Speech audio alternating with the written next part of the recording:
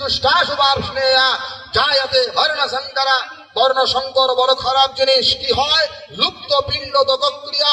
বর্ণ সংকর জাত সন্তানদের অন্ন পিণ্ড পিতা নেয় না। অর্জুনের এই কথা ভগবান অ্যাপ্রুভ করলেন।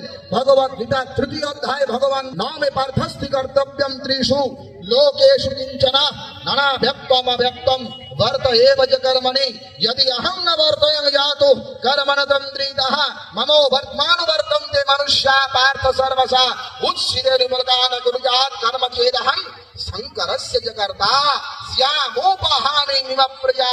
3য় অধ্যায় কর্মযোগ। কৃষ্ণ ভগবান বললেন আমার কোনো কর্তব্য নাই, তথাপি আমি লোক শিক্ষার জন্য কর্ম করি।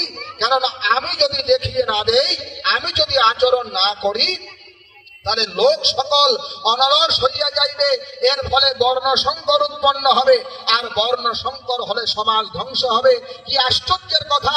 ভগবানের এই সাবধান বাণী, ভগবানের এই সংকেত বাণীকে ভুলে গিয়ে আমরা বড় বড় গীতা যজ্ঞ করি, কৃষ্ণের নামে নিজেকে কৃষ্ণ ভক্ত হিসেবে প্রচার করি, আর বর্ণাশ্রম ধর্মকে ধ্বংস করার জন্য উদ্যত।